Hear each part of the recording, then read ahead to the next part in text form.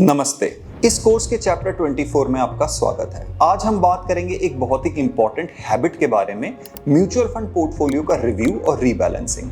देखिए, fund select करना investing का पहला स्टेप होता है, लेकिन पोर्टफोलियो को मेंटेन करना, रिव्यू करना, रीबैलेंस करना, ये होता है असली गेम चेंजर। तो रिव्यू और रीबैलेंस ये होता क्या है?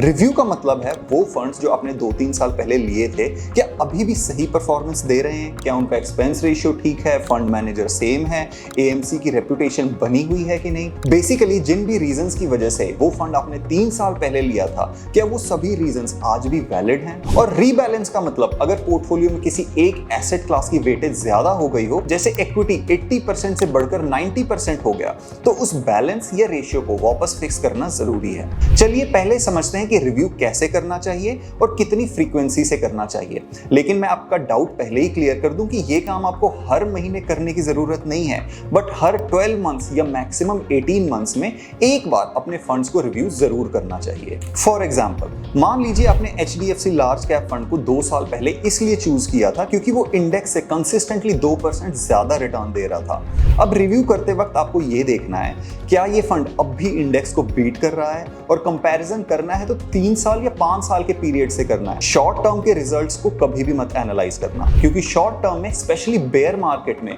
High beta funds under perform करते हैं। इसका मतलब ये नहीं है कि फंड खराब हो गया। और फंड को इंडेक्स से कंपेयर करना जरूरी है, लेकिन और भी जरूरी है उसको सेम कैटेगरी के दूसरे फंड से कंपेयर करना। जैसे अगर आपके पास HDFC लार्ज कैप फंड है तो उसे ICICI large cap, UTI large cap, SBI blue chip, इन सब से कंपेयर करो, लेकिन 1 ईयर रिटर्न से नहीं, 3 इयर्स या 5 ईयर के एवरेज परफॉर्मेंस से। और अगर परफॉर्मेंस आसपास है तो चलेगा, जरूरी नहीं है कि बेटर हो, बट बहुत ज्यादा खराब भी नहीं होनी चाहिए। और कभी कभी फंड का एक्सपेंस रेशियो भी धीरे धीरे बढ़ा दिया जाता है, तो चेक करो क्या वो 0.6% से 1% हो गया बिना किसी रीजन के। अगर हाँ, तो ये एक बहुत बड़ा रेड फ्लैग है। और अगर फंड मैनेजर चेंज हुआ है तो नया मैनेजर का ट्रैक रिकॉर्ड देखना भी जरूरी है।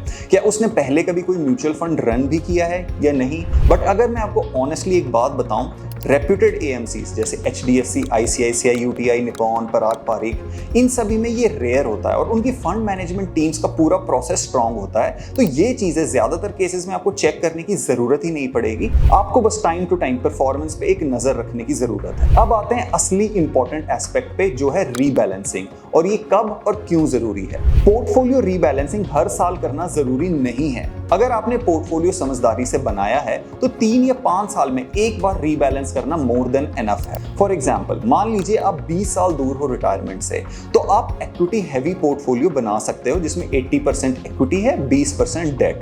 लेकिन जैसे जैसे आप रिटायरमेंट के करीब जाते हो तो आपको इक्विटी का हिस्सा कम करना चाहिए और डेट फंड्स या हाइब्रिड फंड्स या गोल्ड, इनका प्रोपोर्शन बढ़ाना चाहिए।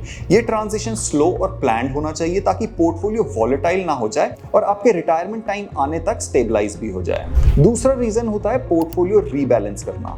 जब आपका डिजायर्ड रेशियो हिल जाए, फॉर एग्जांपल अगर आपको अगले 5 साल तक अपने पोर्टफोलियो में 80% इक्विटी और 20% डेट मेंटेन करना है और बाय चांस इक्विटी फंड्स बहुत ज्यादा आउट परफॉर्म कर जाते हैं बस 3 साल में ही, और इस वजह से आपका इक्विटी टू डेट रेशियो हो गया 95:5, तो ऐसे में आपको इसको रीबैलेंस करके दोबारा 80-20 पे लाने की जरूरत है। अब ये चाहे आप डेट में एक्स्ट्रा इन्वेस्टमेंट करके कर सकते हो या इक्विटी से डेट में पैसे ट्रांसफर करके भी कर सकते हो, बस टैक्सेशन का ध्यान रखना, और टैक्सेशन हम डिस्कस करेंगे अगले चैप्टर्स में।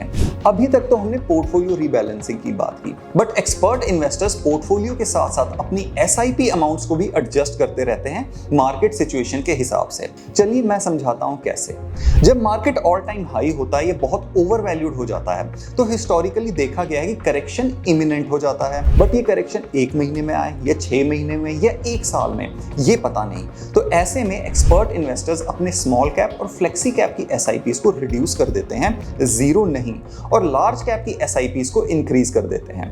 ऐसा इसलिए क्योंकि जब करेक्शन आए तो पोर्टफोलियो ज्यादा ना गिरे। स्मॉल कैप, फ्लेक्सी कैप, ये सब हाई बीटा फंड्स हैं, ये हमेशा ही मार्केट गिरने पे और ज्यादा गिरते हैं, इसलिए इनको मार्केट पीक्स पे रिड्यूस कर दिया जाता है।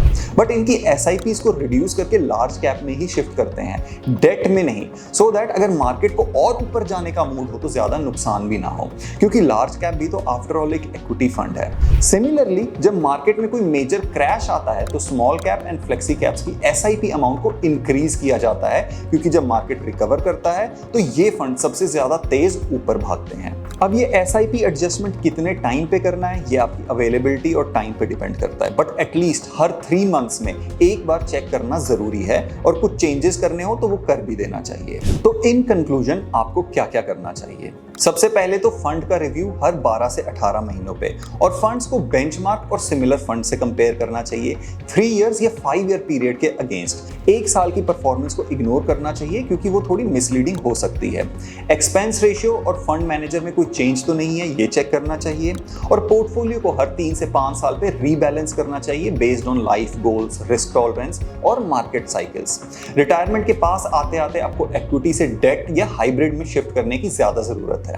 और अगर आपकी एक्सपर्टीज बन जाए तो SIP अमाउंट्स को भी हर 3 महीने पे आप एडजस्ट करना शुरू कर सकते हो। और इसी के साथ ये चैप्टर यहाँ पे खत्म होता है, और अब हम मिलेंगे नेक्स्ट चैप्टर में।